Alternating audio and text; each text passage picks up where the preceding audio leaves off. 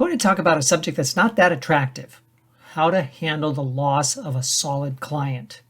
It's something that we have to deal with, and we should be prepared to deal with it well. Stay tuned.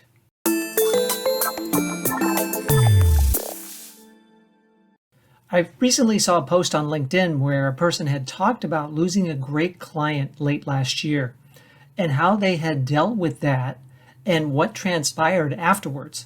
I thought it was a great post and a good lesson, something that we should talk about, because eventually you're going to lose one of your best clients, and probably two of your best clients, three of your best clients. It happens.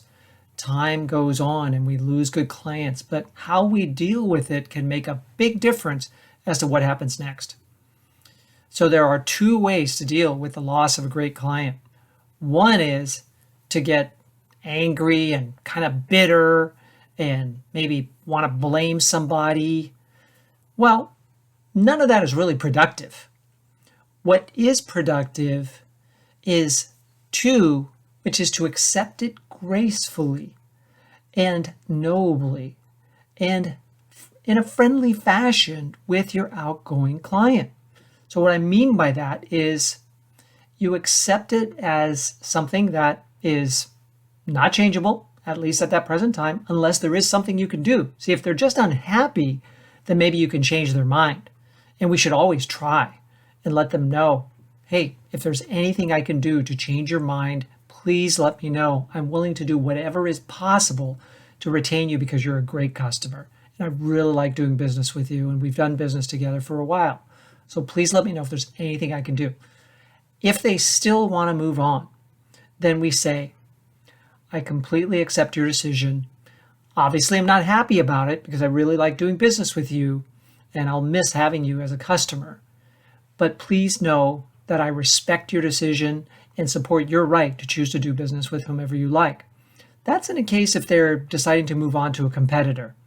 Don't knock the competitor. Don't, just kind of take a little jab at the competitor on the way out the door, metaphorically. Instead, just say, I understand you're making the move, and I want to thank you for the business that we've done during the period that you were my customer. So thank you very much. And I hope that in the future, if the situation changes, we might be able to do business together again. When you are gracious in this way, you never know. You might end up doing business together again with that person sooner than you think. So going back to that LinkedIn post, the person mentioned that they figured that they'd have another crack at getting this customer in 3, 4, 5 years. They sell copiers, and copiers usually are only replaced every 3, 4, or 5 years. So they figured, well, I lost that customer. It's going to be a while, but they handled it gracefully, as we've talked about. Turns out that the customer was not happy with the alternative solution and came back to this person within a year. And they posted a picture of a new copier in that person's office. And that's what can happen when you handle it like a champ and you don't say anything negative, bitter, put down the competition, etc., because then it makes you look like a sore loser, and your customer may think twice about doing business with you again. So I've lost many great customers over the years. In the last couple of years, there are two that I can think of that I've done business with many times. And in the last few weeks, both of them contacted me back to do business together again. One of them, where we've already started, we're already doing business together, and it's terrific. And in the second one, we have a meeting coming up where we're going to talk about the opportunity to do business together again. See, I figured maybe there'd be a chance we do business together again, but I also thought, since they had hired me for a specific type of engagement, which usually isn't repeated again and again and again, that, well, that's probably it. But I was pleasantly surprised to have them call me and ask to talk about doing business together again. So when you handle things well, you're a real pro about it, you always leave the door open for that business to come back or to get a referral, because that can happen as well.